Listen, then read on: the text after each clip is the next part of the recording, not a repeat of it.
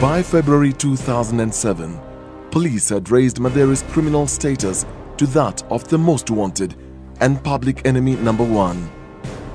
The Kenya police website, dated 12th of February 2007, had a message calling for public support in tracking down and apprehending a dangerous gangster, Simon Matheri Ikere, who was wanted over a series of murders and robberies within Kiambu District, Kitengela and Nairobi. The website message read, "Simon Matheri is tall, light in complexion and slim and is always armed and dangerous." However, this message only lasted 24 hours and the Kenya police posted a new message on their website. Matheri had been profiled by the police as one of the most wanted criminals in Kenya, who had been accused of a number of issues: robbery with violence, murder, you name it, rape, horrendous crimes. And we do not condone these kinds of crimes. To shut Simon Matheri down for good, the police unleashed a new weapon. It was money. A 150,000 Kenyan shillings cash reward for any information that would lead to Matheri's capture, and the police were willing to give an equal amount to persons who would help in the capture of other members of his deadly gang. 2 days later, former US Ambassador Michael Ranberger wrote a commentary in a local daily and voiced his concerns and that of his government on the escalating wave of insecurity in the country, with direct reference to the killings of the two American missionaries, Lois Anderson and Zelda White.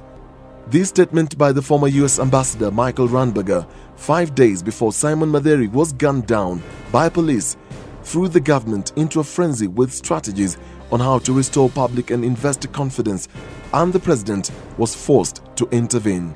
The incidents of armed criminal gangs, as well as cases of armed robberies and murder, has been a matter of grave concern to the government. On the 7th of February 2007, Kenya's top security chiefs were locked up in an extraordinary meeting over the new wave of crime that had seemingly put the city of Nairobi under siege from criminal gangs that appeared to be running riot. The crisis meeting was convened after outrage from the public and leaders across the country who sought answers for recent deaths. The National Security Advisory Committee meeting was chaired by the former head of civil service, Francis Muthaura, who at the time was still serving in that capacity. In attendance was the man in the spotlight, Police Commissioner Mohammed Hussein Ali, who dispelled fears that the high crime rate was as a result of a go-slow among junior officers who were taking a backseat to sabotage him and have him sacked.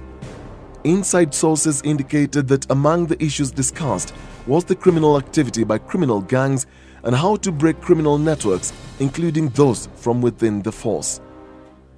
The closest the police came to arresting the public enemy number one, Simon Matheri, was on a cool Sunday at 4 p.m. when he and 3 friends were meeting at this cafe for a cup of tea. They hardly took 45 minutes inside and police got a call that the most wanted man, Simon Matheri, had been spotted inside the cafeteria with 2 accomplices, a man and a woman. Almost immediately, police officers deployed and stormed into Pilema Cafe near Tomboya and River Road roundabout with pointed guns, ready to shoot. More armed police officers secured the surrounding to make sure there was no safe zone for the fugitive and to keep the crowd at bay. The drama was short-lived as police later found out that the 3 were graduates from Maseno University. It turned out that Joseph Muriuki Mashira, a business administration graduate who hails from Nyeri district, was a case of mistaken identity. Joseph Macharia was later reported saying he didn't know he bore any resemblance to the most wanted gangster, Simon Matheri.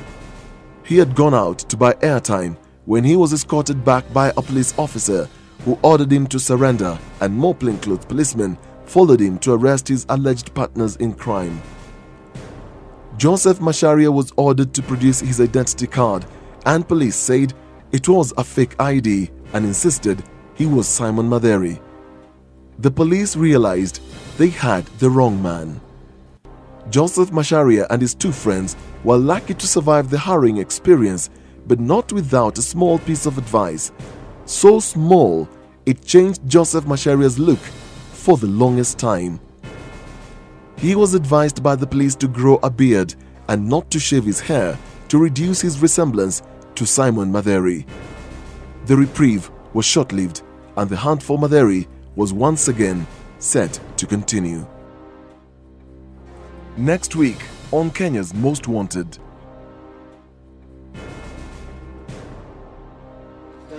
Anapiganga mdomo.